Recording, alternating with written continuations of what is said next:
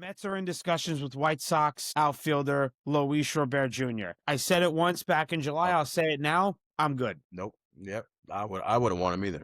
Even if I'm good. if it was about the Yankees, I wouldn't want him either. Don't need him. Don't need No. him. He can hit. We've already said that back in July.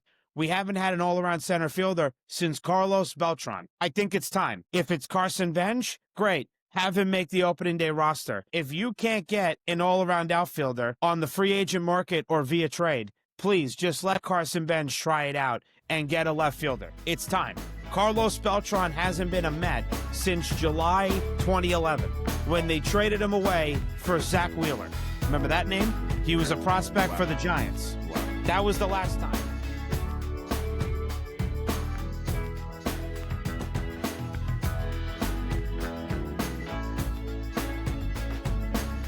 Ladies and gentlemen, welcome back to the FTB podcast. I am your host, Chris Nagulik, alongside my co-host, Dom Sabino. We will be discussing the week that was. The Knicks continue to grind out their tough schedule after the NBA Cup championship win, while the Jets and Giants are counting the days till the end of the 2025 season. The Yankees don't want to win next season, while the Mets are blowing it up. All of this leads us to one big question. Are the Knicks the only hope for New York sports success next year? We will answer that contentious topic in a bit, but first, folks, do me a favor, take a seat. Let's talk.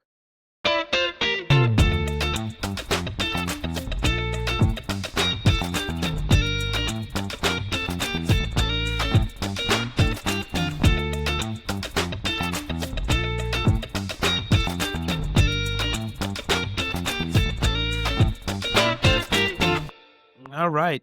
As you just heard, the music is back. For a while, me and Dom couldn't use the intro music. I don't know how long, for a month.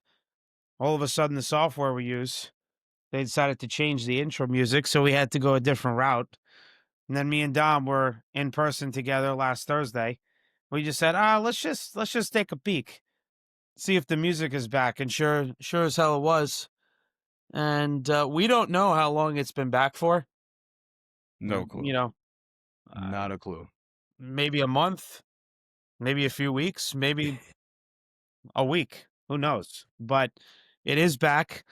My brother even said to me, he goes, I like that jingle you guys were using. It was a nice jingle.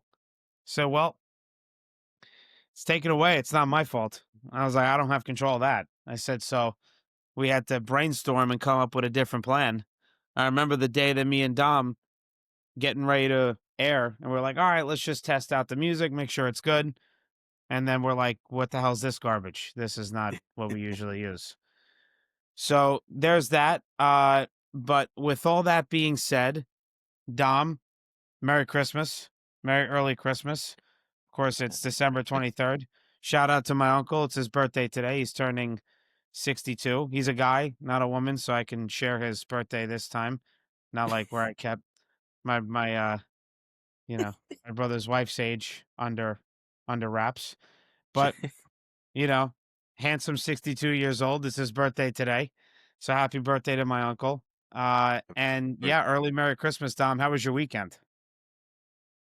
Lamar Jackson, you screwed me bad, man. You screwed me bad. I had a chance. I did have a chance. But my team overall didn't do good. But my last little hope was Lamar Jackson, and man, you screwed me. Screwed me bad. I could have won, but things happen. But yeah, I did not win any money in both of my leagues. In our league, I got bounced out the first round, and then in the second round of my other league, I lost. So I thought I was gonna win some money for at least one of these fantasy teams, but it doesn't happen that way. Okay. So yeah, I didn't make any money. All right. Yeah, I mean, listen, I've been cooked in our league. So I mean, fantasy football, like I said weeks ago on one of the episodes, or even months ago, I wasn't going to do fantasy football this year. I kind of got urged into it. Our commissioner Danny was saying, like, if you and Dom don't do it, who am I gonna get to fill the spot? It's getting down to the wire here of our draft night. So I just did it. But been too focused on this podcast and working that I haven't really had time to even care to look at my team on the fantasy level. So I don't know. Other than that, my weekend was actually very eventful. I was out Friday, Saturday, and Sunday. Couldn't tell you the last time I did that. So I was exhausted. Sorry to the subscribers, the followers on our other social media platforms. I didn't do a lot last week. All I really did was the long form video and a reel and a short, and that was it. I didn't do FTV snippets. We didn't get a chance to do the other things that me and Dom do. Just way too busy. Dom was also finishing up his job at 97th, so yeah, and of course the holidays coming along as well. So it was a bit hectic last week. At least me and Dom were able to sit down and plan things for next year. So I would stay tuned for that. For however much you view and watch this podcast, we appreciate it. But there are some new things coming out, like guest lists for next year. So again, we apologize for not being as proactive as we usually are for the other weeks, but it's all right. We'll get some more stuff done, and the new year's coming, so we have some stuff planned, so that's good. So stay tuned for that. But yeah, Friday was out, Saturday was out. Friday went out to Huntington. One of my friends got a new place that he's renting, so that was nice to see. Saturday had a Christmas party at my cousin's house. That was fun, and Sunday had a holiday dinner with my father. So it was good. It was a good weekend. Can't complain. A lot of moving around, and then on top of that, working, of course. So a little tired. I slept pretty well today, so I'm much more rejuvenated. But yeah, that's enough of that for our weekends. Now, again, starting as we have been for the last 2 3 weeks, we're going to start with the MLB. Dom, I have written down here Yankees dash nothing.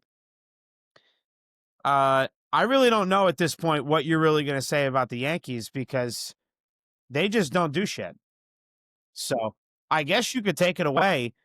But I got nothing written down, and they didn't get Murakami, so I don't really know what you're going to be talking about here. Honestly, I should have just been like, next, you can go, next question. Yeah, I don't. Next team, honestly. Paul Blackburn, comes back on a 1-year deal for $2 million. Wow, Uh, great. wow, yeah, he's fantastic. He's the best reliever I have ever seen in my life, better than Mariano Rivera. So honestly, got a steal for $2 million. Unbelievable. He is an absolute stud. I'm joking. He is not. He is not good. Um, not at all. It's really funny that I even have to talk about this, but there's actually nothing else to really talk about that involves the Yankees. But there is one thing that does involve the Yankees, but it's not with the Yankees. In the AL East, at least, the Red Sox trade for Wilson Contreras from St. Louis. And he is a first baseman. And do we need a first baseman? No. But the problem is another team in the AL East is stacking up players, stacking up talent, and the Yankees have done absolutely nothing. I actually I watched a video, and I don't know how true this is, but there could be some truth to it, that when it comes to Scott Boras, the MLB agent, who is like the top MLB agent for the past, I don't even know, I can't even tell you, 20 years, 10, 20 years in the business. It's more of like a conspiracy theory, but maybe there is some truth to it, that they think the Yankees are holding out on talks with any of Scott Boras's clients just because of how much they say that he messed up the MLB market. And I could see how there is like some truth to that, when he's always just trying to rise players' numbers when it comes to contract negotiations. And then the Yankees will accuse him of using their team to amp up contract numbers for other teams. Yep. I mean, wouldn't any agent do that? Especially if it is the New York Yankees or down the line, it could be the Dodgers, maybe in a few years. I don't blame Scott Boras at all. It's a business, a very cutthroat business when it comes to Major League Sports. MLB, NBA, NFL, it's all cutthroat. I don't really think that the Yankees should be holding out on players for Scott Boras because that's just ruining their team. So if that's somewhat true, the Yankees are so damn stupid. For an $8 billion franchise, I don't think there's a team that's as stupid as the Yankees. For someone, for a team who has probably top three most money in all of sports. So that's absolutely ridiculous. But yeah, the Yankees just they have done nothing, and I think they don't want me to say anything. Maybe they watch the podcast and they're like, "This guy's been shitting on the Yankees too much," so I'm gonna just not do anything. I think Brian Cashman is scared of me. That's the end conclusion. He is scared of me, and how? You never know. Maybe two black Escalades might pull up to my house soon. We don't know. If we don't do an episode next week, you know where I'll be in the Yeah, Bronx. yeah. I it's just blows my mind. The Yankees are just not as proactive as they have been in the past. And for them to not really move at all throughout the offseason, move in general, make moves, trade, any type of movement at all, it's just not really there for them, which, of course, as we've said already, me and Dom, that's not what we're used to throughout our childhood 15, 20 years ago. But that's what the Yankees are doing now, unfortunately. Anything else really you have to say? I know it's pretty short, but Um, uh, well, you did read off a stat to me just before, about Jason Dominguez hitting absolutely terrible he's doing great. He's doing in really in good. in Dominican Winter League. I think you said 143, 144, something like that. Hmm. Um, I'm gonna tell you right now, I don't give a flying shit about that. I don't care. Maybe I can relate it to like a Las Vegas Summer League for NBA. Everyone was so damn worried about Tyler Kolek, and now look at him. I know Hmm. it's a different sport, but I'll just compare it to that. I'm sure MLB players are a little more relaxed and are not taking it 100% serious as they would for an MLB season. So I don't really give a shit about that. I'm sure someone's going to tell me or ask me about it later, or be, oh, why don't you care about it? Well, I just explained it. So yeah. Other than that, that's it. And end of the story is Brian Cashman is scared of me. Mm, That's the last thing I'll say. okay. Well, Brian Cashman, Hal Steinbrenner, as you said last week, Dom, they have a family type relationship. As you said already, they're family now. That's literally what you said last week, and that is absolutely true. It's exactly where they're at now. But yeah, the off season is still alive and well. Still a lot of time left. Let's see if the Yankees want to try to win next year.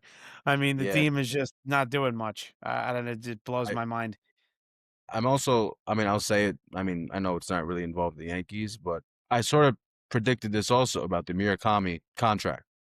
He signs a 2-year, I think, $34 million deal with the Chicago White Sox, which is crazy. The Chicago White Sox, out of all teams, but that's how bad his market was. All these MLB teams did their homework. Yeah. If you asked me about this, I don't know, a couple months ago, I would have been like, sign this guy. He looks like an absolute superstar. But then teams have done their homework and looked into the advanced stats, and yeah, he can't hit a ball over 95 miles an hour. Apparently, he has really bad stats with that in Japan, not even in MLB. So imagine him Yeah. trying to hit 100, Right. and that just proves to you how bad his market was. That he had to go on a prove it deal to the Chicago White Sox, not even a good team. Yeah. So Yeah. Well, the White Sox are going to get mentioned in a bit here as I start now with the Mets. Jeff McNeil, he's been traded to the A's. For a bag of Tostitos scoops, to be honest. They kind of gave him away for virtually nothing. I mean, I did have a list of 5 players that will be gone. Right now, Dom, I'm 3 for 5 right now. You're good at this. I'm getting You close are to batting 1,000. So Pete not Alonso's gone. I said he'd be the inevitable goner. He's literally the thumbnail picture on the video. Jeff McNeil's now traded, and Brandon Nimmo's traded. So 3 out of the 5, and now David Peterson has now been thrown around in trade talks. I no. may go 4 for 5 right now. You're a Now, winner. thank you. Yes, something Mets players and coaches don't really know much of this past year. But yeah, I mean, Burn. I'm just saying. I'm just saying. Oof. You know, Felt that from over here. it is Damn. what it is. Shit. Facts are facts. It is what it is. Facts, no printer. But yeah, I don't know. Now David Peterson's getting discussed in trade talks. Will Kodai Senga get traded? Maybe that'll be the one guy out of my 5-player list that doesn't get traded. We'll see. But, offseason's still kind of young. It's only December 23rd.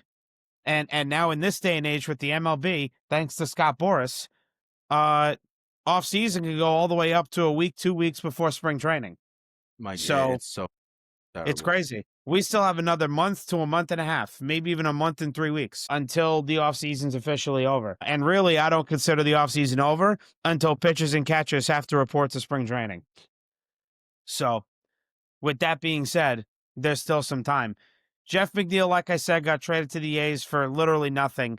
Mets are getting a 17-year-old rookie ball arm named Yordan Rodriguez, whereas the A's are getting $15.75 million to cover McNeil's contract, plus the $2 million buyout for next season's club option for 2027. The Mets literally just said to Jeff McNeil, "You suck, and we got to do whatever the hell we need to do to get you off this damn team." It's literally Yeah. what they said to the poor guy. And now I'm reading that these analysts and reporters like John Heyman are saying this was a long time coming. Now, John. I do agree it was a bit of a long time coming, but I mean, damn, no value whatsoever based off this trade proposal. That there is just no value on Jeff McNeil from the Mets side of things. So Jeff McNeil is gone, which of course it makes sense. I love how they threw out there, oh, maybe he'll split time at first base. That was a great joke. I don't know who the hell thought he was going to play any type of first base in the 2026 season. That really made no sense to me. I was like, that's just not going to happen. So that was very short-lived. Marcus Simeon's playing second. Nobody really knows who's playing left field, which I'm going to get into, if not now, in about 5 minutes. So the next thing is Mets are in discussions with White Sox outfielder Luis Robert Jr. I said it once back in July. I'll say it now. I'm good. Nope. Yep. I wouldn't want him either. Even if I'm good. it was about the Yankees, I wouldn't want him either. Don't need him. Don't need No. him. He can hit. We've already said that back in July.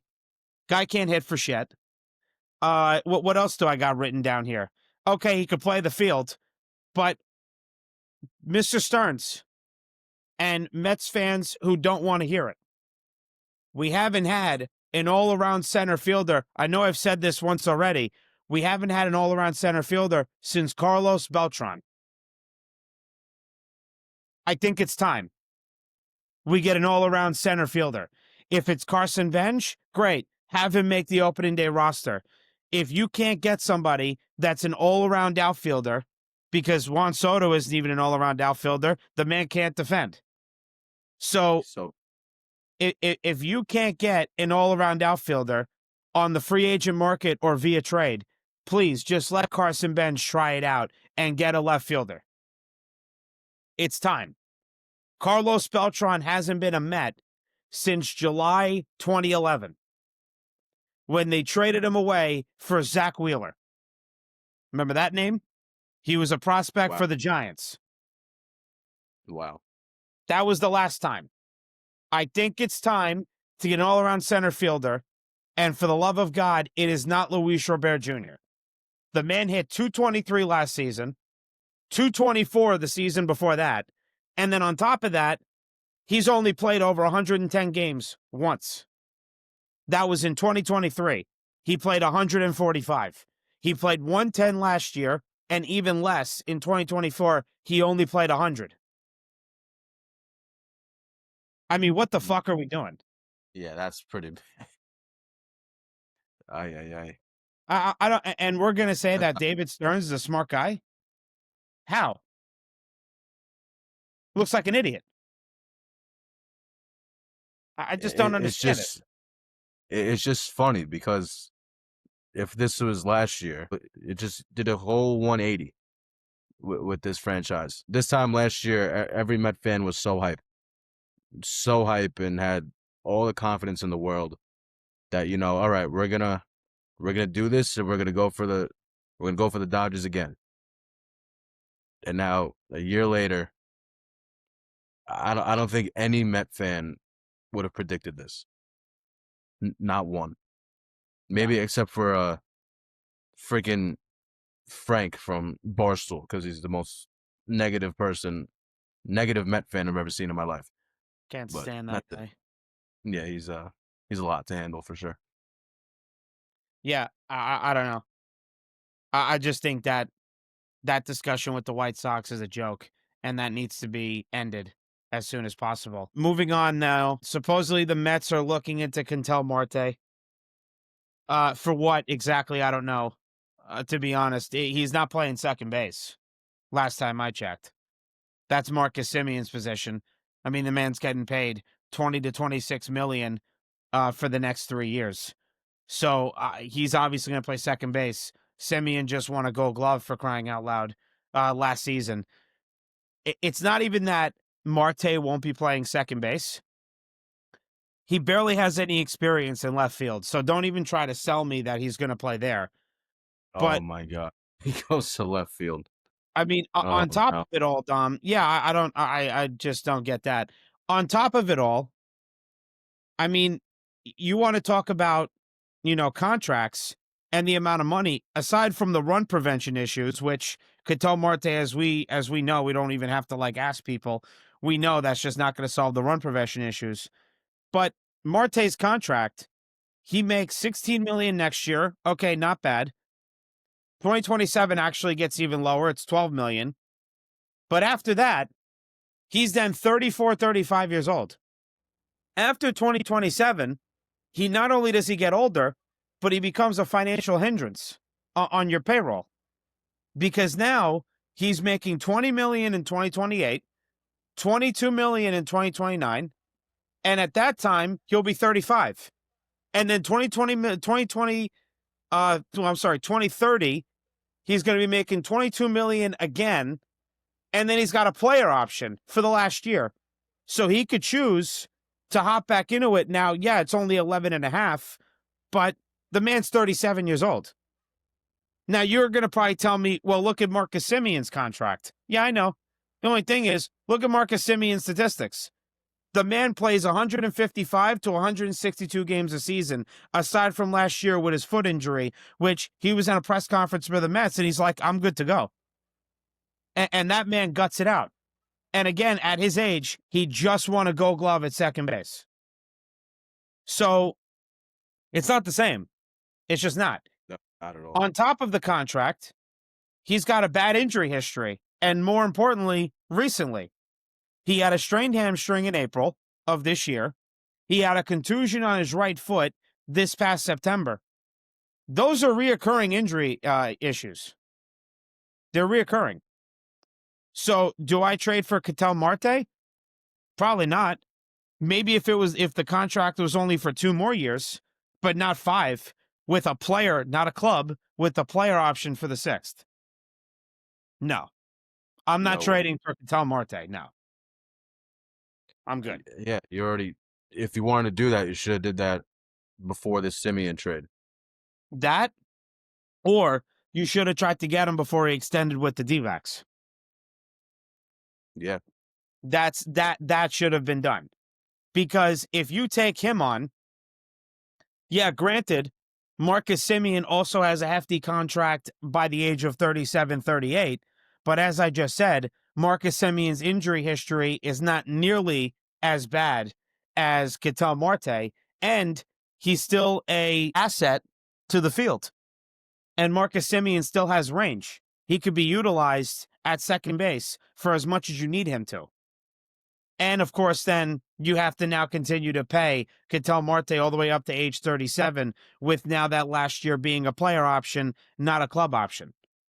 So, how much money are you really looking to dish out to two guys at the age of 37? You're not going to want to do that. So, I think Ketel Marte's contract is going to age much poorly than Marcus Simeon's will. And Marcus Simeon only has 3 more years, whereas Ketel Marte has double that. He's got 6. Okay. With all that said, let's just be frank with it, which I have been since this offseason started. The Mets don't have a plan. They don't know exactly what they're doing. I honestly think David Stearns is going from wall to wall here. He doesn't have a straight line, a tunnel vision path. I just don't see it. I don't see it anywhere.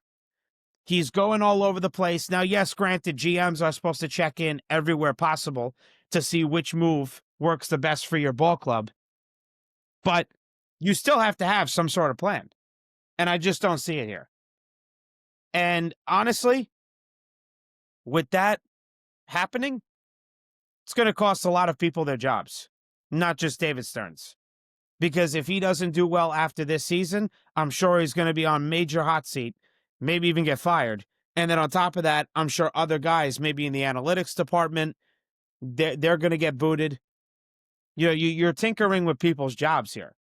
So you have to start making some sort of plan in order for this team to be successful, next year, which we're going to talk about the question in the intro in a bit. So stay tuned for that about New York sports. But the Mets aren't helping the New York sports case. They're just not. And of course, neither are the Yankees. I mean, for Christ's sake, Dom's got really nothing to talk about. So the last thing I'll say about the Mets, really, and then I'm kind of done. The Mets have discussed Austin Hayes internally and have some interest. He's an outfielder, and here we go again, a guy who's only played 103 games last year. Can it? Just can it? You can't. I don't You can't care. He make. was an all-star 2 years ago. So was Luis Robert Jr. Can it? And now look at him. Huh? Yeah. Yeah, and like now look at him. Like he's he had so much trade value years ago, and he was actually pretty good. And then a couple years later, it just looks like he doesn't know how to play baseball. He was So pretty good. That's the he, thing. well, that's how I mean, 20, that's how scary it can flip. 2022, 2022, 284, 2023, 264. That's his batting average. And then it just dipped. 224, 2024, 223 last season. That's Luis Robert Jr.'s numbers. So, and then I'm going to now talk about Austin Hayes. Come on, man. What an upgrade that is. Yeah, really. Yeah, exactly. What an upgrade that is. Like I really want to see that on opening day. I'm good. I just think it's becoming a little outrageous now. But that's everything for the Mets. I mean, me and Dom constantly check Twitter as much as we can. I'm not really seeing anything else regarding the Mets right now. I see Pete got interviewed for Foul Territory. I didn't really watch that yet. Yeah, I don't. I'm wondering what this guy even said, honestly. Or is it something that you've been surprised about? I mean, it's kind of like a philosophical thing where it's like, hey, that's just what they wanted to do. But if you think on it, like 2025, it just came down to one game. It came down to one game, and there was a ton of guys hurt. Where I feel like if they weren't, that would have put us in a better situation. And you can't control injuries. Like we had a ton of arms that weren't necessarily healthy, And it's just, you know what, that plagued us. And again, it was like it was a one it was a one it was a one game not in the playoff situation where I feel like maybe if it was like I don't know, but again, I don't want to go down that rabbit hole because it's again it's not my choice, not my decision. What? You see? He doesn't know what the hell to say. Spit it out, son. He's just trying to make something up. I don't know. He's just trying to I make up mean, something.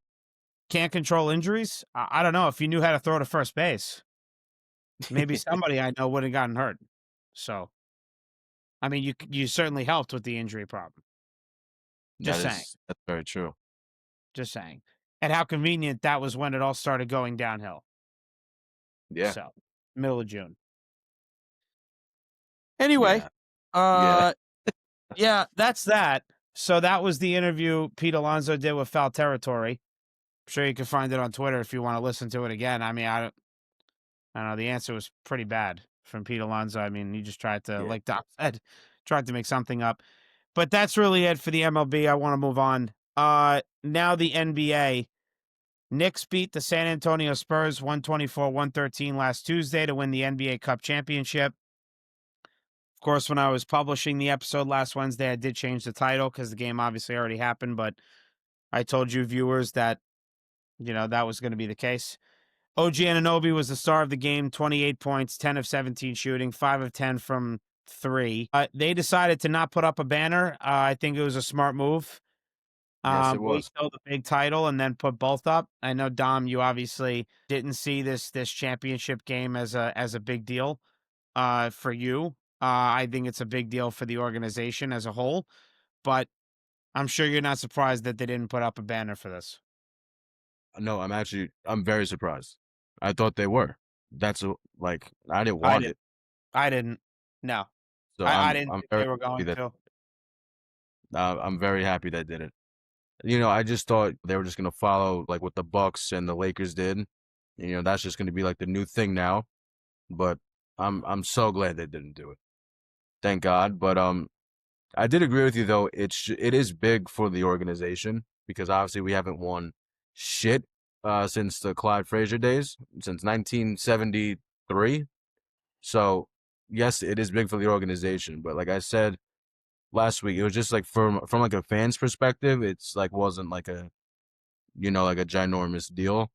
And yeah, I'm just glad they didn't put up that damn banner because I just would have looked so embarrassing for all of New York, not even just like for NBA's sake, just New York in general. That's just, that's not what fans want. And I'm sure a lot of fans would have been pissed off if they did that. I agree. I was 100% with it. I know Knicks Fan TV, CP the franchise, and a couple of the other guys on there. They were going back and forth about, do you put the banner up? Do you not? I forget the gentleman's name on the show. He does work with them. Something Johnson. I forget his full name, but he was very much on, no, you won. People want to shit on the Knicks when they don't win. Now they win something. Why not put the banner up? I could understand that argument because people do like to shit on the Knicks when they don't do much. So now they actually did something, granted in season, but they won something that every other team was, chasing, right? So I get his point. I do. But then CP, the franchise, is going back at him saying, hey, it's not the main goal. It's not what the team is looking to fully accomplish. Obviously, the full accomplishment is in June. So I understood both sides of it, but I lean towards not putting the banner up. So that's that. Knicks win the NBA Cup. Then we move on to the Pacers game that me and Dom watched together at his house. Knicks win off Jalen Brunson's game winner and OG Anunoby steal off what's his name? Name's blanking. Pascal Siakam. They Siakam. beat the Pacers. Yep. They beat the Pacers 114-113. That was a great game. But Dom, you could just tell this team's tired. With all the traveling to Vegas, having to move around, do this, do that, the media days over there because the championship game. I mean, me and Dom said this. If you continue in Vegas and you keep winning, your schedule is only going to get harder. It's not going to get better. but it's a championship. At the end of the day, you're looking to win it all, which they did, but now they're feeling the negative effects from winning it all. But Jalen Brunson, extremely clutch player. I think the Knicks haven't had this clutch of a player, even obviously before Carmelo Anthony, because I saw more misses from Carmelo than makes when we were younger in big, big moments in big games. So Jalen Brunson, I don't remember the last time the Knicks have had this clutch of a player in a very long time, maybe since the Patrick Ewing days. So Yeah, honestly. yeah, I just that's how I feel. But the Knicks beat the Pacers last Thursday, 114-113. Great game. But as I predicted last week, Dom, this is where the Knicks are finally getting the exhaustion is hitting them. Knicks lose to the Sixers at home, only their second loss at home this season. They're now 14-2 at home. Wow, terrible. Knicks lose to the Sixers at home, 116-107. This is purely off exhaustion and not much rest since the travel in Vegas for the NBA Cup. Mitchell Robinson did look fantastic, though. I think his best game of the season. Unfortunately, it came from a loss. He had 21 points, 16 rebounds, and Mikal Bridges had a great game as well. 21 points, 9 of 16 shooting, 3 of 7 from 3. But then again, as I thought they would, the Knicks don't lose. They haven't lost back to back at all, not once this season. The Knicks beat the Heat at home, and that's where they improved to 14-2. They beat them 132-125. Jalen Brunson, 47 points, his highest amount at MSG, since he's been a Knick. 47 points, 15 of 26 shooting, 6 of 13 from 3, 8 assists. Mikal Bridges also had a phenomenal game behind the arc. He had 24 points, 9 of 14 shooting, 6 of 7 from 3. Dom, that was a great game. Didn't get a chance to watch it. Was in the city out to dinner, and I watched the highlights, and Bridges came to play. And Dom, we're approaching New Year's Day, and he's doing pretty well so far. We'll see how he does for this last week and a half, but that was You are right. That um, is correct. well, Yes. what? That's correct. Yes. Right. Yeah, Yep. yeah. Just Hey, I said it. let know. I, Just let I me know. said it. Prove it to me. Show me. I'm good. I'll be accountable. I'll put my hand up. Say, all right, I was wrong, but still got another week and a half. I'll give my analysis. What would that be then? January 6th would be our Tuesday episode. So that's fine. Go ahead. You could speak. Yeah. Oh, I can speak. Oh, thanks. Mhm. You know, last year, did he have a good year last year? No. But I was never worried. I was never worried about this man. I was like, you know what? It's just a regular season. As long as he does good in the playoffs, that's all that matters. He does good in the playoffs, and then once we lose and it's the off season, people were even more worried. Which I was like, how? Did you not see what he did in the playoffs last year? Well, literally a month ago, basically a month ago from that time. Yeah, like how could you be worried about this guy? Now he's in year 2 of a new offense. Well, technically year 1 now of a brand new offense, but with a new team, it's his second year. He goes from the best player to a team to, I don't know, maybe like the third or fourth best player on the team. I'd say fourth, probably. Mhm. That takes a big transition to do. He was the number 1 option for Brooklyn, so he had to be the primary scorer, and if I'm not mistaken, he was probably the best defender on that team too. He had to do both, and that's very exhausting. And now he comes, and it's a whole new style. You got to adjust to it. You have to adjust to it, and it took him a while, but now he's here. He's here. He's ready to play, and I'm excited that he's on the team. And have he won anything yet? No. But the more that he plays, the more that trade was worth it.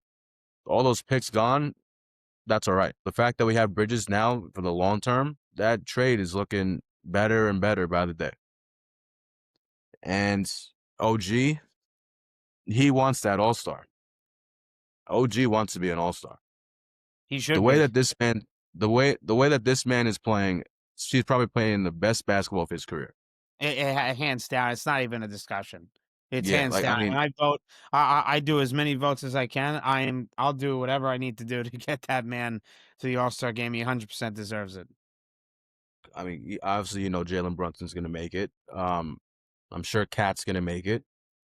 I mean, to have three Knicks players in the All-Star game would be pretty special. That'd be really cool to see. And honestly, I think OG deserved it last year, but I mean, he got hurt, so that's the only reason why I'm assuming that he didn't get it last year.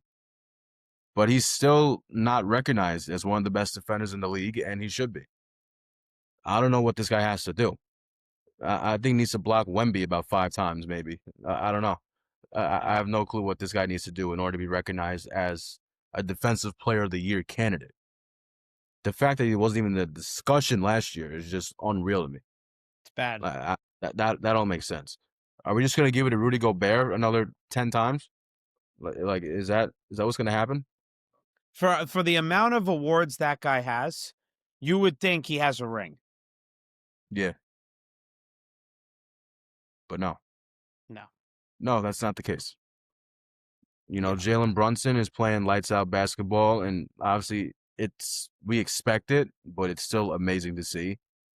Cat, he started off really slow, and now he's getting back to his groove a little bit. We're gelling, and I think we're just going to be screaming at the TV every time Jordan Clarkson tries to play some defense. But it is what it is. I think we somewhat knew that already. The only reason why we got him was for him to get a bucket. That's the only reason why. And I know there was a lot of people who were mad about the Mitchell Robinson injury management, but it seems like it's working out pretty well. This isn't like a Embiid situation where like this guy's knee or ankle is absolutely cooked, and that's the reason why we're doing it. We just want him to stay healthy, and it's working. And I don't know if you watched the game the other day. Actually, the past 2 games, Mitchell Robinson is hitting free throws. Yeah. So Big deal. Big deal. So NBA, watch the fuck out, as they say, because he's on the way. You cannot, if he's doing this for the rest of the year, no more hack a Mitch, and that will help us out tremendously.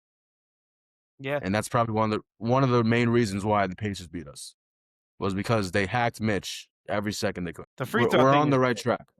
Yeah, we are. I agree. We are on the right track. The free throw thing for Mitch is huge. Because as you just Huge. said, took the words right out of my mouth. If he makes his free throws, hack a Mitch is not an option. Now Nope. the Knicks become even more lethal, right? So that is big. Jordan Clarkson's defense has got awful. It's not going to get better. If anything, it'll get worse. So you have to try to kind of yeah. It's hard to play Brunson and Clarkson together on the court because they're Yeah. both not good defenders. And you can only hide one guy, you can't hide two on defense because they're both playing in the backcourt. You just it's too hard. So I don't know. Offensively, sure, it's a great offensive duo, but defensively, it's dreadful. It's Horrible. really so. I don't know what they're gonna do. They're gonna have to figure that out, but we'll see. Mike Brown, he's done very well with the coaching so far. And Dom, as I told you about the poll that I put out for our YouTube channel, we have, I believe, 127 votes, and people have said yes. I think 78% have said yes, that the NBA Cup championship win has made Knicks fans feel better about Mike Brown as a coach.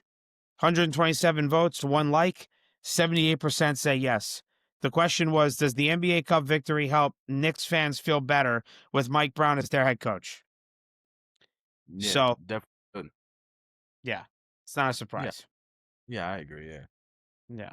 definitely not a I, surprise. I no, yeah, I agree as well. And no, it's not a surprise whatsoever because again, the Spurs are a great team. I mean, they are deep. They're only going to get better. They are very young. and Wemby at the helm, he's obviously the head of the snake, just as Brunson is for the Knicks. And the Spurs are going to be good. I mean, the Spurs, right? When the Knicks were going into that NBA Cup championship, they had the same record, 18-7. So, you know, Spurs are only going to get better. They're not going to get worse. And of course, for a while until it was reported, but that could change, they're not an option to trade for Giannis. But I think that can change. I'm It could not going to. definitely change. It could Yeah. definitely change. They have the package to do it. They do have they Yes. would have a great trade package to do it. Like, I mean, obviously you have De'Aaron Fox. Would they do that? Maybe. I'm not sure they'd want to give him up, but they have Devin Vassell and Steven Castle, who are very good players, very good wing players, and they can easily be packaged into a deal for Giannis. Right. I was scared that, let's say, if the Knicks were to do it, the two teams that would be in our way would be the Spurs and the Heat. Mm-hmm. And good God, if he goes to the Heat, I will be terrified. I will be I absolutely you know terrified. what, Dom, I'm glad you brought up the Heat because I forgot to say this about the Heat game for this past Sunday. I got to tell you, the more I watch Khalil Ware play, the more aggravated I get that the Knicks didn't try to trade up to get this guy. Oh, you're telling me. I remember sending you the video. Ugh. I remember sending the video to you. I don't know if it was personally or in the chat that we're in, but oh my God, I was like, man, we really got to get this guy. He Yeah. is a freak in nature. He's It's, insane. dude, he was hitting threes like it was nothing. Like it was Wemby on the court again. I They mean, don't that's miss. why. No, The Heat no. don't miss. No, they don't. Listen, you got Eric Spoelstra and Pat Riley. I mean, they're a winning franchise. Those are winning. It's a winning executive in Pat Riley and a winning head coach in Eric Spoelstra. And Spoelstra was given a lot of he gave out raving reviews about the Knicks after Sunday's game. He said they're relentless.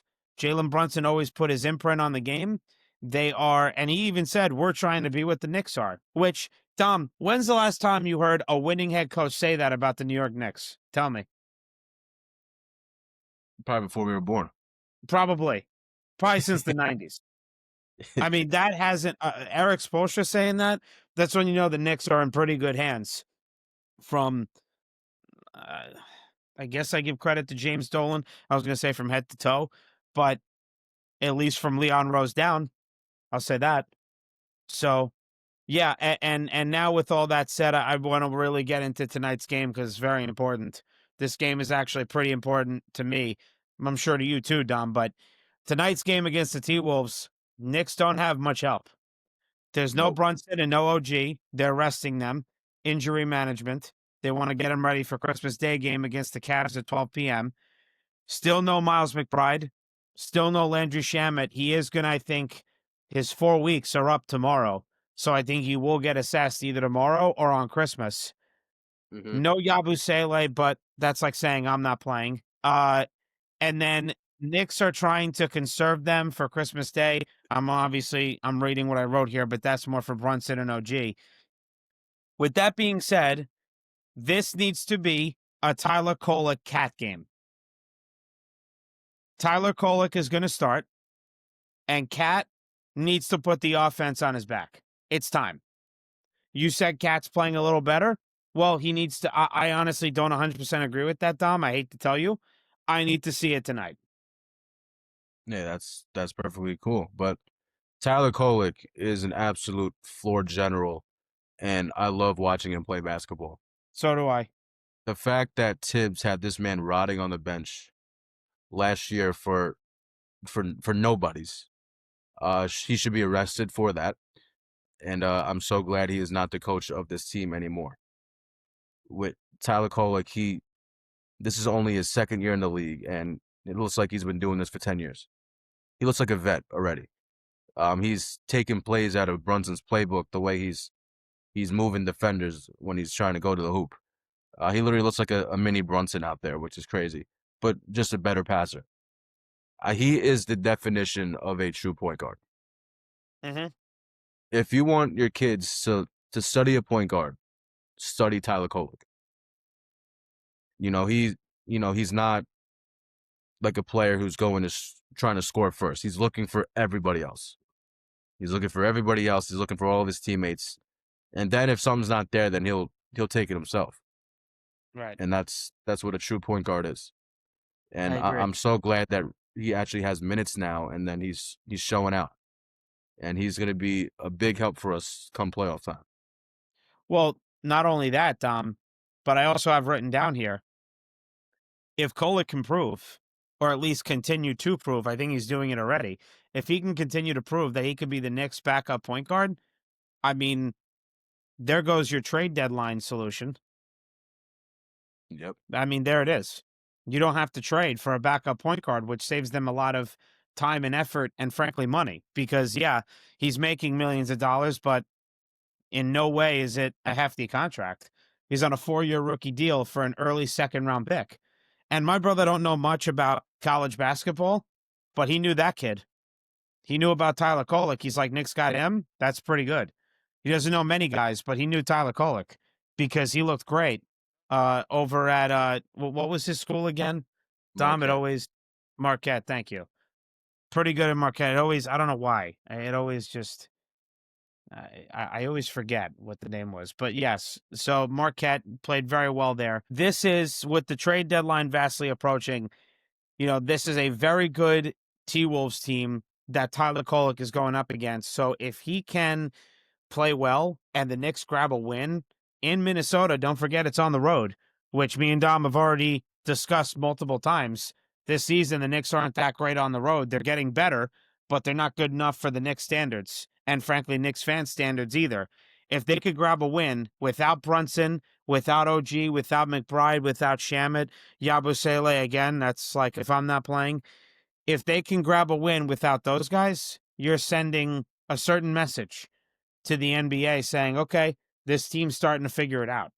And Mike Brown is starting to get it in their heads. I've seen Mike Brown. Mike Brown, I know he looks like a nice guy.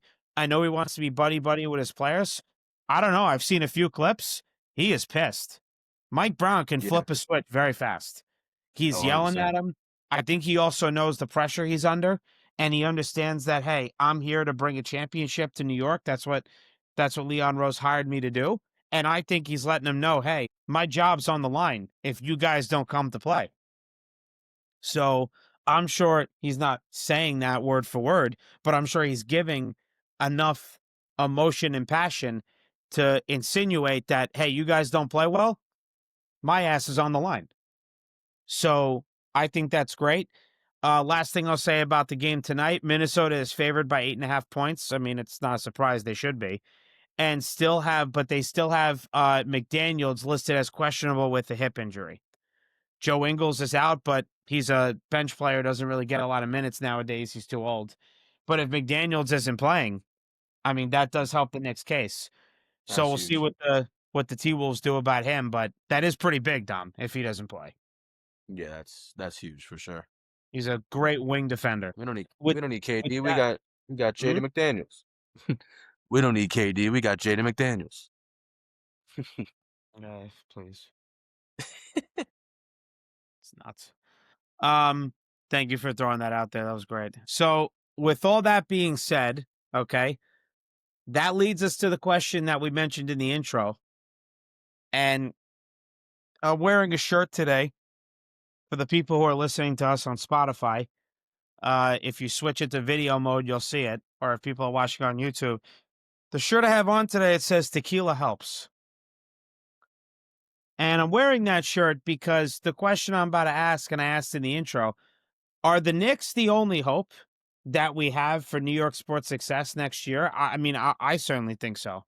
You But are what's your correct. take on that, Dom? You are 100% correct. It is our only hope, and we do not count Buffalo at all. No. So just putting that out there. Clearly, we don't talk about them. So you got to be living under a rock if I were to say Buffalo. But yeah, that is our only hope. I'm not gonna lie. I don't watch hockey, so I don't know what the hell's going up with the Rangers. That's more They're near not the. good this year. They're not consistent. They're not good. they have a good game and they beat a good team, and then they lose to pretty shitty teams. They're not consistent. Their offense is not good enough. I mean, I do know a fair amount of hockey. I mean, the Contino brothers, Sam and Joe, they're obviously huge Ranger fans. So is my uncle, as I've said before on this podcast. They don't have Adam Fox. Adam Fox being out has ruined their power play. It doesn't look that good. Losing to a really bad team in the Vancouver Canucks the other night, which is one of the worst teams in the NHL, is not good. And pretty sure they got shut out by them, which was really bad. So the Rangers, no, I don't see them doing much this year, unfortunately. So yeah, it very much does look like the Knicks are the only hope. Yeah, 3-0 last Tuesday against the Canucks. The Canucks are dumb or terrible, and they lost 3-0 against them. So yeah, that just heightens the fact that the Knicks are the only hope next year. If people were wondering on why we don't do hockey on this podcast, it's all because of me. I do not know one goddamn player besides Igor. That is the Yeah. only player that I know that is on the Rangers. So that is my bad, people. That is my bad. If anyone wondered why we don't do hockey on this podcast, it is because of this guy right here. And if you're listening, I'm pointing at myself. So Do you know a player on the Islanders? not one player. Love it. Perfect. I I heard the stadium's beautiful though. I mean, I heard the stadium at UBS is absolutely beautiful. People tell me they like it better than the Garden. I don't know if I can believe that, but Idiots. like like not like the atmosphere, but like I guess like the amenities of the stadium. Whatever. But You yeah, can't park. You can't park at UBS. I remember, what was this? This was 4 years ago. Yes, granted, it was pretty new, the stadium, but I still don't think they figured out their parking at UBS. I remember my Andrew, my one of my really good friends from, God, 4th grade, since 4th grade, his dad picked us up, and we were trying to leave. A car was parked right in the middle of the exit? what car? Some random car. Leaving UBS. A random car was parked in a spot right smack in the middle of the exit, and we had to find a way to get out. I was like, "What's going on here? Nobody's running the parking lot. It's a mess." UBS Arena is nice. I'm not going to say it's bad, but don't you dare compare it to MSG, world's most famous arena for a reason. Hey, But hey! Don't shoot the messenger here. All right, I didn't say that. I'm People, not. No, hey, no, I'm not. people tell me. And you're People talking to tell me. some stupid people. I'm sorry. Just being honest. I'm not shooting you. I'm just making fun of the people who are trying to tell you, then to tell me that UBS is arguably better than MSG. There is no argument. My fact is a fact. It's not better than MSG. I'm sorry, especially in the playoffs. Well, no, I'm talking about not the. I didn't say the atmosphere. I meant like the amenities of the stadium, like just like how it looks, and like I guess like Yeah, maybe because it's food new. or like stuff Because like it's that. new. Yeah, It's a new stadium. It's only been around for what, 4 or 5 years? yeah. New. Shocking. Wow. What do you want me to tell you? When we go to Knicks games, Dom, I mean, I have my Chase card, so you get 50% off most of the time. I mean, that's nice. I don't think UBS is doing that shit for me. I don't know. So, I don't know, but obviously to answer your question, also, mm. I talked about the Yankees offseason for about a minute and a half, and that's it. And half of that was because of another team. Oh, So somebody's calling. I got to get this fucking phone out of this fucking room. I don't know why I always leave this phone here. I gotta, I really gotta chill out. Ryan And I Cash think, calling to tell you to shut the hell up. yeah, there's the Escalades are outside. They're like, yo, get in the back. But I don't know. This is a house phone, by the way, for all the people that want to know. Um, I think I might be the only person that has a house phone still. Yeah, Um, I haven't me, had one in years. my house, and my two aunts. I think that those are the only people that have house phones still to this day. So that was a house phone. That was not a cell phone, obviously. Right.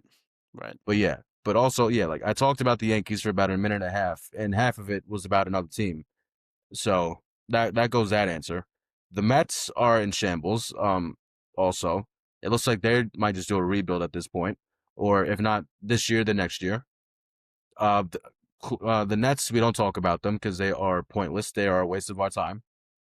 The Giants and the Jets, terrible franchises at the moment, and we have the worst stadium in all of sports. I think they don't call it the air conditioner for no reason.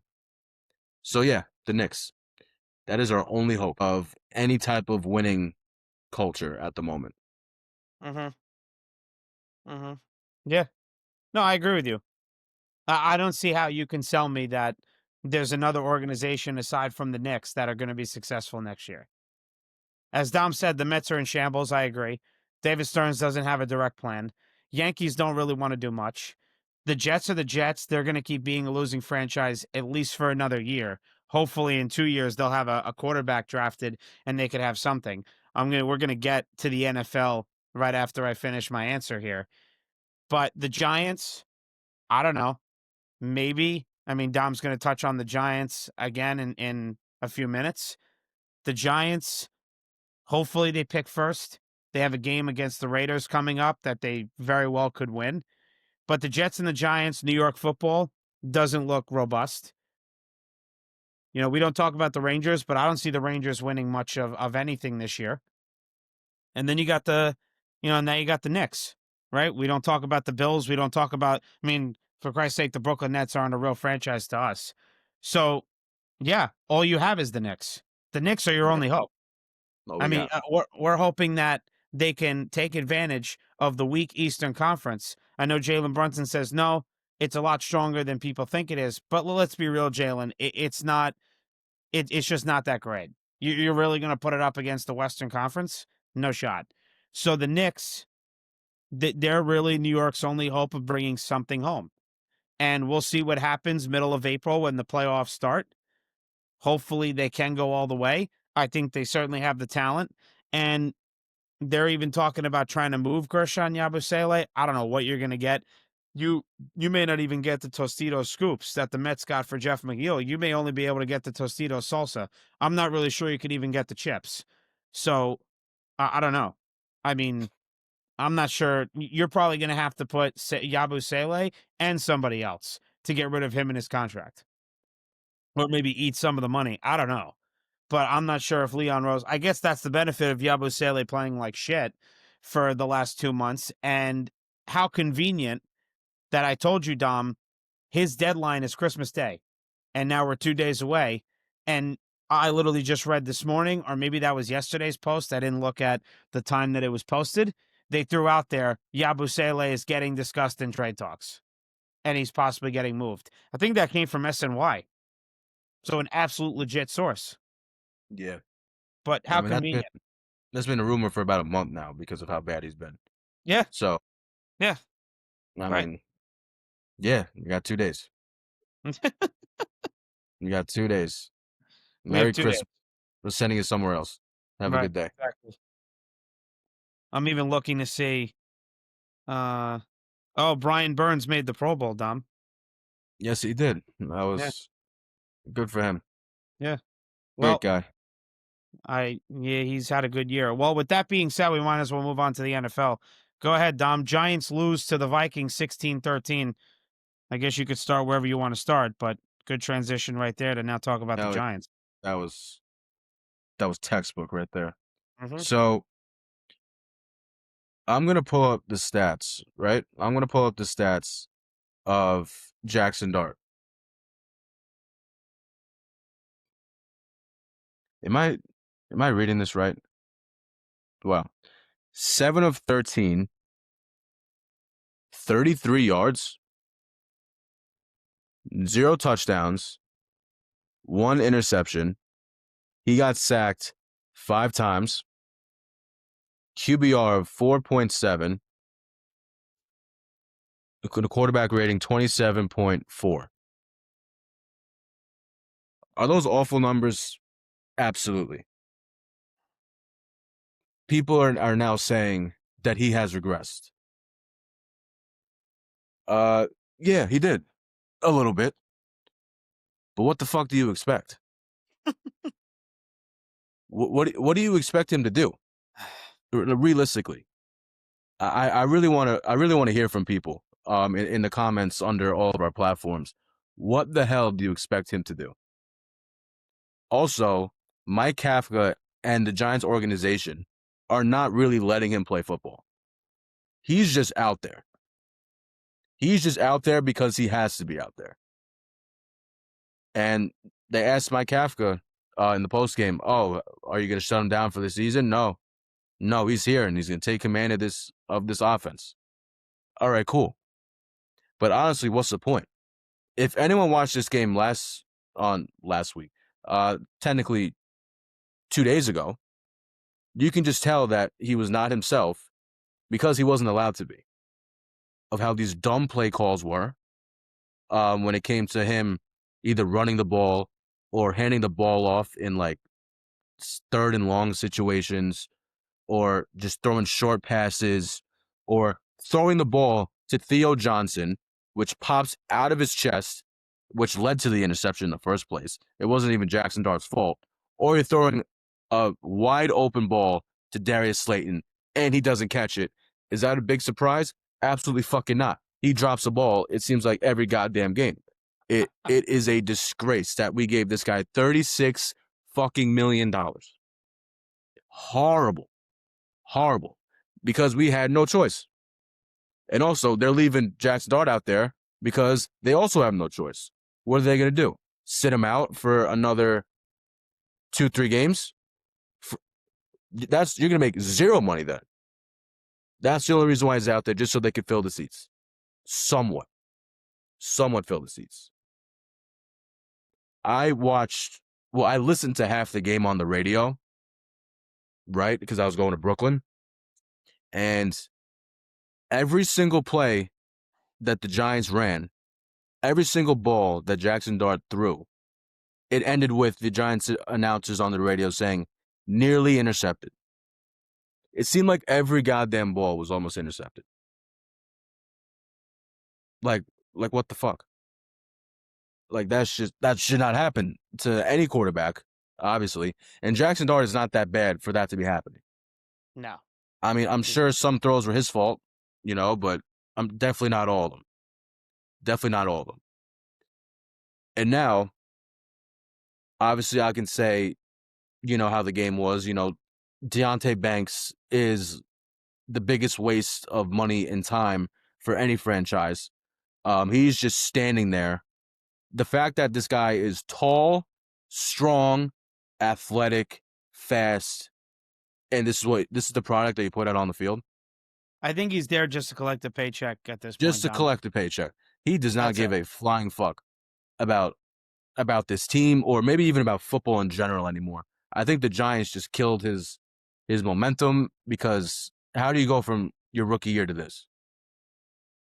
It doesn't make any sense at all. So he's a disgrace. Darius Slayton is a disgrace. I know Theo Johnson and Jackson Dart are best friends, but I think Jackson Dart needs to rethink this friendship, because he's costing him interceptions and completions and maybe money at this point. Honestly, you never know. But I guess you can say two good things about the Giants is that, yes, Brian Burns made the Pro Bowl. Good for him. He obviously deserves it. He has, 14 sacks, if I'm not mistaken. He's going off. That's number one. Number two, look what happened now that Shane Bowen's gone. I said this last week, and I'll say it again. Abdul Carter looks like an absolute problem. He looks like an absolute problem, and which leads to my next topic about the Giants. They placed Kayvon Thibodeau on the IR for the rest of the year, so he's out. And he's on a fifth-year option. These past 3 games that Abdul Carter has been playing has been lights out. Is Kayvon gone after this year? Maybe. He could be gone now, the way that Abdul Carter is playing. Maybe. Yeah, honestly, you know what? That's a great point by you, because I was thinking about that on Sunday. Well, I didn't watch much of the Giants game. I'll be transparent with you. But I watched a little bit of it. And I will say, yes, having Shane Bowen gone, really opened the gates for Abdul Carter. And that essentially almost closed the gate on Kayvon Thibodeau. Is it going to close fully? Well, we'll find out about that in March. But yep. Yeah, I agree with you. There's a good possibility Kayvon Thibodeau is not back here next year. For Kayvon Thibodeau, he was a fifth overall pick, and is he living up to his expectations? Not really. No. But see, that's the thing. Like you made that face like, like we had to think about it because he does still play good. He is great at stopping the run. But that's not obviously what we drafted him for. We drafted him to get to the quarterback. Mm-hmm. And he had, I think, 2 double-digit sacks. Well, 2 years of double-digit sacks. But the thing is, it's not moving the franchise clearly because we haven't been winning. And then people will say, oh, it's going to change the identity of our team if Kayvon Thibodeau goes because that's the reason why we're able to get to the quarterback. Newsflash, we really haven't, really.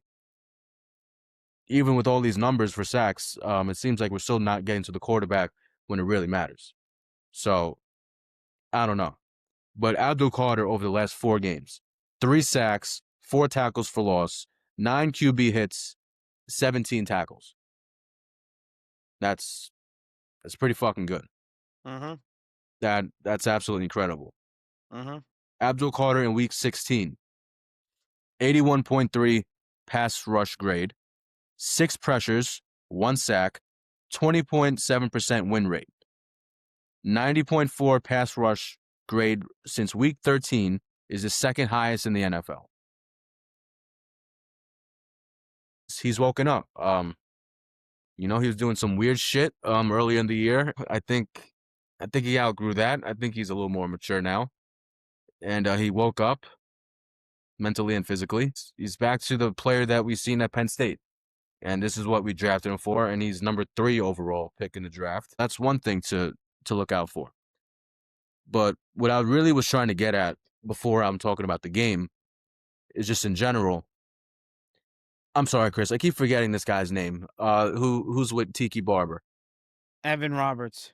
Evan Roberts. They were shitting on him a little bit when he said this. Should they even look at another quarterback if we do have the number 1 overall pick? They're like, nah, you're crazy, But I understood his point. Honestly, Jackson Dart's a little lucky that we don't really have a quarterback that is near Jackson Dart's talent. Because they probably would look for one. Let's say this was next year's draft. It'd be hard to even say no, even thinking about trying to look for another quarterback, just due to his injury history already with Jackson Dart, right? So Evan Roberts was the first person to even come up with that conversation. And now everyone is riding the Evan Roberts train. Mm-hmm. Everybody. Yeah. Colin Cowherd is saying some crazy shit now. The biggest hater of Jackson Dart is Aqib Talib. Even before he even got to the league. This guy he's a nutcase. But he thinks, get rid of Jackson Dart too. And now I'm seeing all these analysts saying, all right, I think this has to happen. If they have the number 1 pick, they should go for a quarterback. I'm going to say, hell the fuck no. We are not looking for a quarterback. Do not let these analysts and these idiot NFL players fool you. Don't let any of them do it. But Dom, not be a discussion. But here's the thing, though, Dom. That's not even just the problem. You're saying don't let these retired players, analyst reporters, force you to do it. What did you say last week? You said Shane can't be the one running the draft. No, he shouldn't. So let's be real. He's going to be his own worst enemy. I mean, forget about what people are saying. Schoen's going to be the one that possibly ruins it all. I agree with you. They shouldn't go for a quarterback. How in the world are you going to tell me Jackson Dart, they should move on from him because, okay, he just had a few bad games. He doesn't have his weapons. He doesn't have Scatterboo. He doesn't have Malik Neighbors. His offensive line is good some weeks, bad on other weeks. I think they should stand pat for next season. Like you said, the 2027 draft for quarterbacks is going to be much, much stronger than the 2026 draft. No, I think, and what's his first name again? I keep just saying Shane, but Joe Shane? Joe Shane. Sorry. kept on slipping my mind.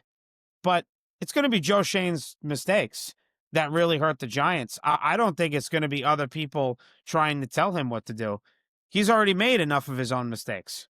He didn't even listen to the owner to try to, bring back Saquon Barkley and have Daniel Jones move on. Yeah. I don't know why names are such a problem for me right now. It's like crazy, but yeah, I don't know, man. That's all I have to say really about the Giants draft. And I just looked, Thibodeau's only had one double-digit season. It was 2 years ago. He had 11 and a half sacks in 2023. Yeah, there you go.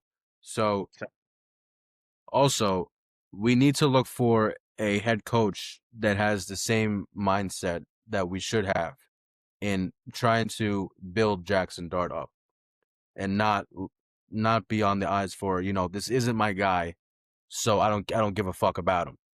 That's like basically what Brian Daboll did to Daniel Jones. He's like, yeah, this isn't my guy. I didn't draft him. I didn't want him. So I low key don't really give a fuck about him. And that's definitely caused some tension in the franchise for sure. Yes. So we need someone that's 100% in on Jackson Dart as the head coach. And that should be a new general manager. And the last thing that I will say about the Giants, Notre Dame head coach allegedly is a top candidate for the Giants head coach job, Marcus Freeman. Hmm. Why the fuck is he a top candidate for the job? He has no experience in the NFL whatsoever. I don't know. Why is that even a rumor right now? And if I'm him, why the hell would I want to come to the Giants? Meanwhile, I'm doing pretty damn good with Notre Dame. So that shouldn't even be a thought. The fact that that's even a thing right now is just mind-blowing to me. If the Giants actually do it, I will break my computer and throw it into the Atlantic Ocean if they do that. So, and the podcast will be over because I'm not getting another computer. This shit's mad money. So they better not do it. They better not do this. Whoever the GM is, it better be a good one. That's all I gotta say about the Giants. Okay.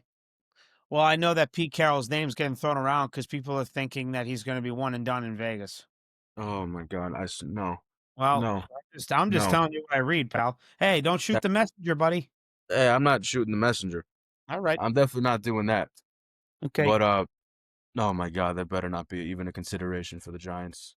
Yeah. My God. All right. Well, I'm going to move on here. That's everything for the Giants.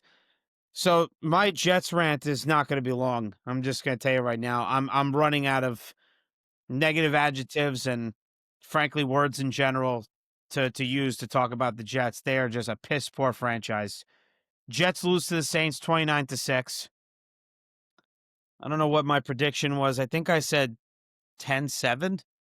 I think last week. Yeah, I said 10-7 with a certain total points bet. I think it was under, what did I say, 27.5. But Jets lost to the Saints 29-6. There isn't much analysis to do for the Jets anymore. They're dreadful. Brady Cook had a 3.2 QBR. Nice. Awesome. I didn't even know that was possible. Had no idea, It's freaking. but I guess it is. He had an interception and a fumble lost. Jets had a few sacks, but let's be real, who gives a shit? The best player on the field Sunday was Isaiah Davis. 4 receptions on 4 targets, 52 yards, longest was 25 yards, averaging 13 yards per reception. That's it. That's it. There's really nothing else. Like I said, Will McDonald had a sack, Jawan Briggs had a sack, Jamie and Sherwood had a sack. I mean, there's nothing really else to say. All right, nice work, Nick Folk. He made 2 field goals. He made all of them. So, yeah, that's really it. They look terrible. The Saints won. So what was that, Dom? Their 5th win? I believe so. The New Yep. Orleans Saints have 5 wins. I got to tell you, the people hoping for a good draft pick are pissed. They Yep. can't be happy. Yeah, they're 5-10. So there's that. With the loss on Sunday, here's a positive. The Jets now sit 4th in the draft order. Attaway, boys. Keep up Tankathon. You're doing great. So now they sit fourth. Now, do the Jets take a wide receiver at 4, or do they trade with the Giants like Field Yates predicted and get Fernando Mendoza? Me personally, I'm taking one of the wide receivers from Ohio State with the 4th pick. Yeah. And I'm waiting for 2027. And I know Dom agrees with me because we've even talked about this off air. We talked about this last Thursday in person. Yep. So that's Absolutely. what I would say. And on top of that, their draft spot could even get lower because the Browns have to play the Bengals the last game of the season, and the Bengals suck. So the Browns could win that game, and that's in Cincinnati. So if the Jets lose to the Pats on Sunday, which I'm sure they will, and they lose to the Bills, which unfortunately the Jets could win because I'm sure the Bills will probably rest everybody if they make the playoffs by the last week of the season. The Jets could win, but then again, I still think the Jets could lose because they have Brady Cook with a 3.2 QBR on Sunday. They have him at a QB, and they could still lose because they're going to be playing in Buffalo with the Jets. Yep. The Jets just never play well in. As well as playing in New England, they don't play well there either. So the Jets could slide down to 3rd. If the Jets keep losing, they lose their last 2 games, and the Browns win at least one of the 2. They play the Steelers at home this Sunday, and then they play in Cincinnati against the Bengals.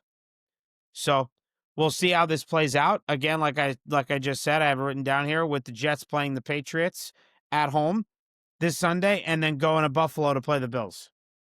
So we'll see what happens. Honestly, Dom, that's it for me. Yeah. Brees Hall's a free agent after this season. He wasn't drafted in the first round, so he doesn't get a 5th player option. So we'll see what they do about the running back situation. And what's his face hasn't played in months. The heck, here we go. Another name that's slipping Braylon my Allen? Yeah, Braylon Allen. Thank you.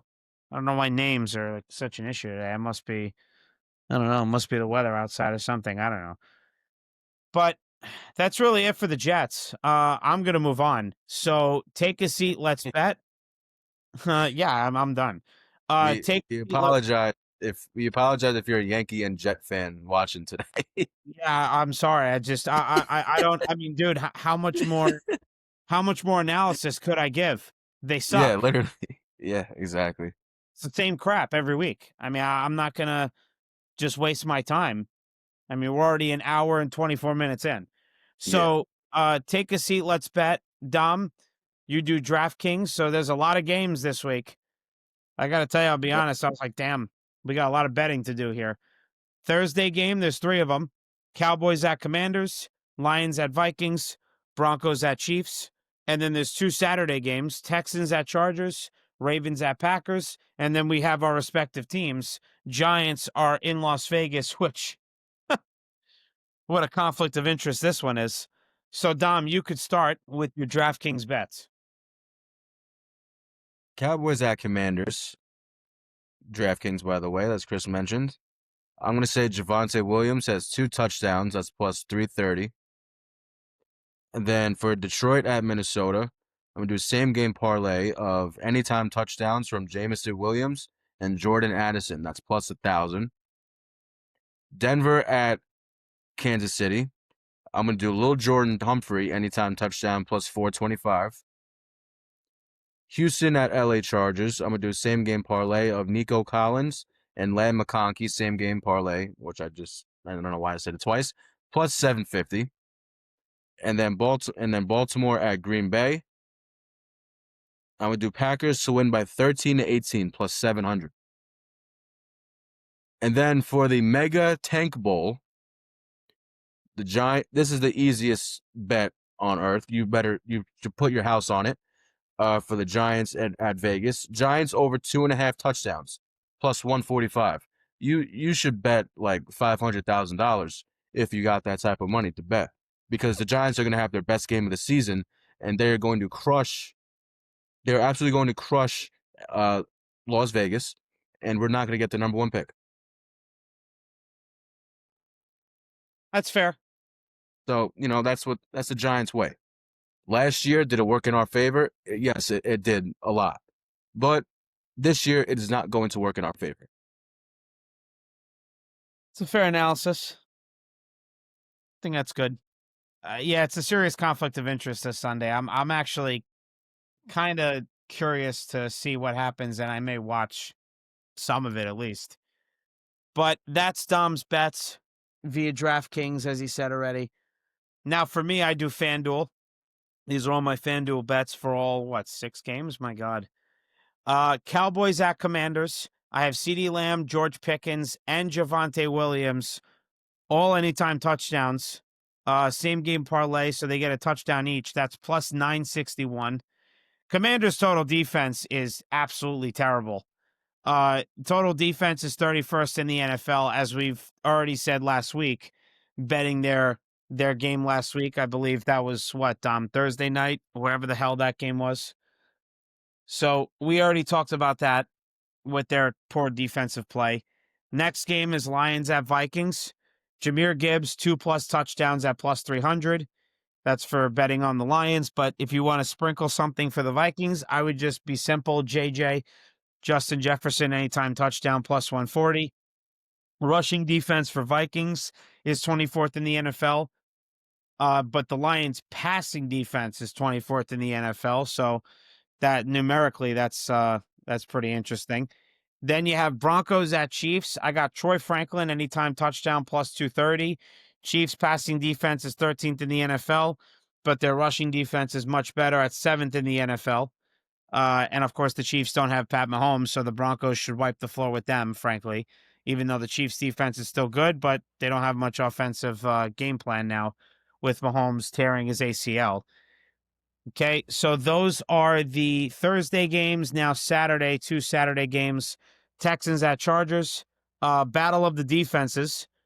So my bet is going to be total points under 24.5 at plus 800. Texans have the best total defense in the NFL, with the Chargers right behind them at 2. So I think this is going to be strictly battle of the defenses, and I think there's going to be a 14-10 game. So again, that's why I bet total points 24.5 under for plus 800. Then you have the other Saturday game, Ravens at Packers. It was interesting. I was able to see Jets anytime touchdown props, but I couldn't see this for Ravens Packers. Meanwhile, they're a day earlier than the Jets. Kind of weird. But again, on FanDuel. But my bet for Ravens at Packers, Ravens score first and lose. Plus 340. Dom, you talked about Lamar Jackson screwing you. Lamar Jackson looks great in the first quarter, and then he just dissipates. I don't know what happens. Nah, trust me. I don't really get it. My record was not as good as it was. Yeah. Injury and performance-wise when he was healthy. So, yeah, I thought I had a good one. I guess not. Ravens score first and lose plus 340. So that's my bet for Ravens at Packers. And then the lovely Jets versus Patriots. I'm going to go with Hunter Henry, 2+ TDs at plus 1,500. The Jets cannot cover a tight end to save their life. They just can't. For the amount of time that I've spent watching the New York Jets play, they just can't cover tight ends at all. So I have Hunter Henry, 2+ TDs at plus 1,500. Wow. There you go. That's a good There's one. my risk for the day, Dom. Nice. Yeah. Very nice. So those are all the bets. Now we're going to do our last segment here. Take a seat. Let's predict. Dom, you go first. Giants at Raiders. Go ahead. The New York Giants are going to win, and it's going to cost us possibly the next 5 years of the franchise. Because that is the New York Giant way. Let's go Big Blue. They are going to win. I can't even tell you. They're going to win. I'd say 28-21. Really? Wow. I'll say that. Huh. That's a high scoring number for both teams. Yep. Okay. 28-21. Interesting. All right. Well, mine's not nearly as close. Jets versus Patriots. I say Patriots win 28-9. I mean, you got Brady Cook as quarterback. I Yeah. mean, that's like essentially having, again, Brucey from longest yard play. So 28-9. I don't think the Jets score a touchdown. I just don't see it. I don't think they have the offensive prowess to even come close to that. So again, Patriots win 28-9, Jets lose. Now we go to the Knicks, an actual winning franchise, thank God. Knicks at T-Wolves tonight. Knicks versus Cavs on Christmas Day, 12 p.m. game at MSG. The Knicks are back on the road for the next two. Knicks at Hawks Saturday, Knicks at Pelicans Monday, and then their next game is the following Wednesday. So we don't have to predict a Tuesday game like we did last week. So Dom, I think we both predicted Knicks at T Wolves they'd lose this game, right? I think we said that last week. Yeah. Okay. And it makes the most sense now with so many guys either resting or hurt. So that makes sense to predict that. But what do you got for Knicks versus Cavs here at MSG Christmas Day, Knicks at Hawks Saturday, and Knicks at Pelicans Monday? I'm gonna go 2-1. I'm gonna say we beat the Cavs, we beat the Pelicans, and we're going to lose to the Hawks. Um, Jalen Johnson, right? Is that who he is? Yep. He Yeah. he is looking like a future star in this league, future superstar. He is a star already, future superstar in this league, and he's gonna be a problem Hmm. in the years to come. Yeah, I think they're gonna take us by surprise, and we play down to our competition, and Jalen Johnson's gonna run away with this game. So I'm gonna say 2-1. All right. I'm actually, you know what? Because they're resting OG and JB tonight, I'm actually gonna say screw it. I'm going 3-0. Okay. I'm gonna say they win it all. They beat the Cavs, they beat the Hawks, and they beat the Pelicans. It really starting tonight. Hopefully they prove us wrong, Dom. They need to start turning it around on the road, which they're doing a little bit of it, but not enough for our standard. Yeah. They need to start turning it around on the road. So I think they go 3-0. And again, they beat the Cavs, Hawks, and Pelicans. And that's my stance on that. And that's my prediction. So there's everything for the New York sports predictions for the week. Dom, anything to say before I wrap up today's episode? I hate to be that guy. People have called me the Debbie Downer, which I don't blame people. I see it as more being realistic. The Knicks are on a good run right now. Everything seems like it's looking a-okay, but we still have a lot to fix, especially when it comes to defense. We have a lot to do when it comes to defense. Yeah, we're winning games now, but it's December. It's only December. It's not even All-Star break yet. And let's say that we continue this exact way for the rest of the year, we're going to be in trouble.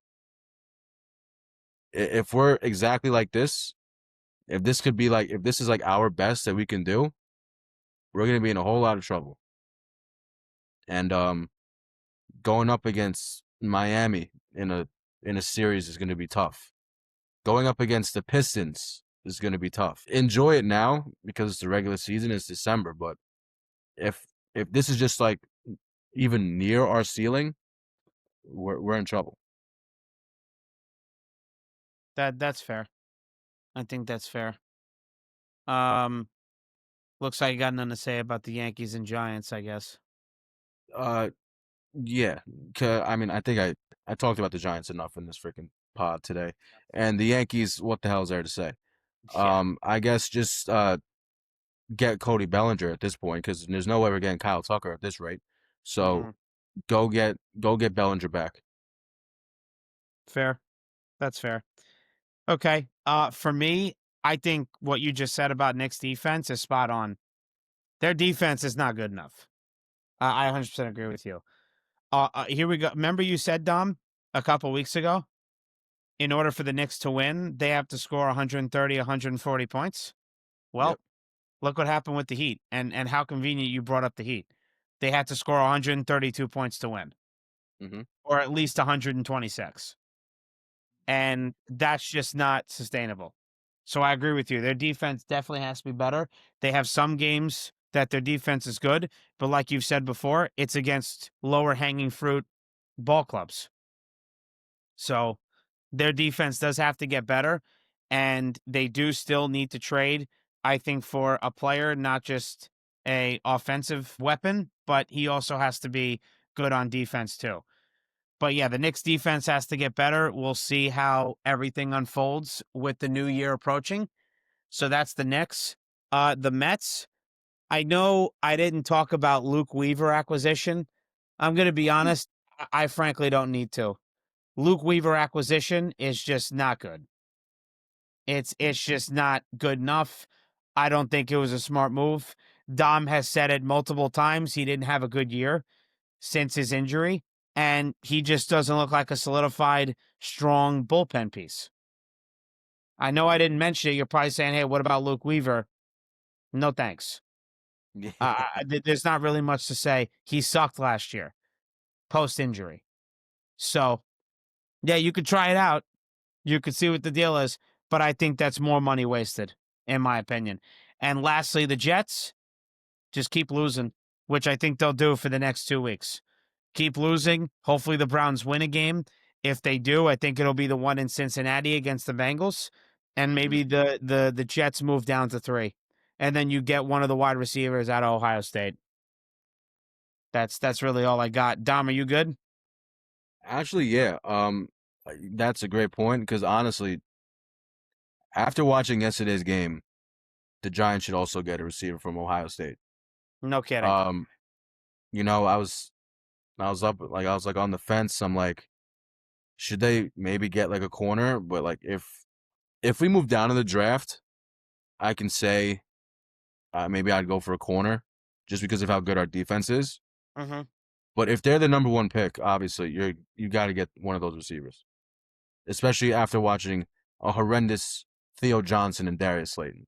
Even next year, Malik Neighbors can't do it all. When Wandale, he's good, don't get me wrong, but there's times where he's just, I hate to say it, well, I mean, coming from a short guy, he's too short to be doing everything also. So Yeah.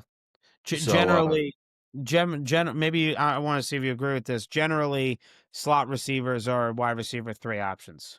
They're exactly. generally not the second best wide receiver. You need another wideout, Yeah. opposite of Malik Neighbors. Absolutely.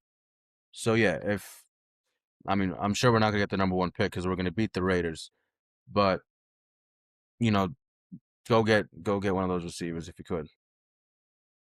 Fair enough. Fair enough. Jets need to get a wide receiver. They also have the same issue as the Giants. They need a wide receiver too badly. So Yeah. hopefully they lose the last 2 weeks. Well, that's going to do it for us today. Thank you to everyone for tuning in to today's episode of the FTV podcast on either YouTube, Spotify, or Apple Podcasts. Be sure to like this episode and subscribe to our YouTube channel so you never miss any of our shows. Merry Christmas to everybody. I know it's in 2 days, but happy holidays. Stay safe. Enjoy your time with the family. We'll see you folks on Tuesday. Peace. Thank you guys. Merry Christmas to everyone.